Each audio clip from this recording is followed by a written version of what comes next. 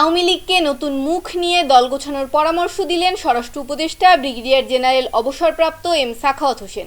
দুপুরে সচিবালয়ের সনাতন ধর্মাবলম্বী নেতাদের সঙ্গে বৈঠকের পর সাংবাদিকদের একথা জানান তিনি।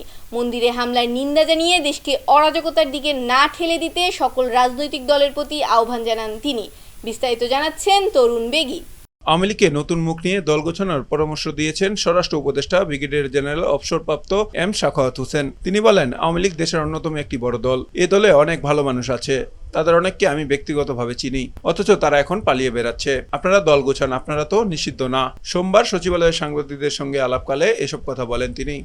ইনক্লুডিং সত্য পার্টি, আপনারা পার্টি গোছান, আমরা হোম মিনিস্ট্রি থেকে আপনাকে হেল্প করবো। আপনার পার্টি গোছান, নিউ ফেস, নিউ অঙ্গীকার, এবং আশা করি যে থ্রু পলিটিক্যাল পার্টি অ্যাক্ট। মন্দিরে হামলার নিন্দা জানিয়ে দেশকে অরাজকতার দিকে ঠেলে না দিতে সকল রাজনীতি দলের প্রতি আহ্বান জানান তিনি। দয়া করে আপনারা দেশকে অরাজকতার মধ্যে ঠেলবেন না। পুলিশকে গন্ডগোলকারীদের বিরুদ্ধে কঠোর ব্যবস্থা নেওয়ার নির্দেশ দিয়েছেন স্বরাষ্ট্র উপদেষ্টা। যে যারাই গন্ডগোল করবে, পুলিশ থানার পুলিশকে আমি অনুরোধ করছি, যারাই গন্ডগোল করবে তারপর আমাদের এই দোষী একটা দুর্গাপূজায় 3 দিনের ছুটির বিষয়ে ক্যাবিনেটে সুপারিশ করা হবে বলেও জানান তিনি। তরুণ বেগী, ভোরের পাতা, ঢাকা।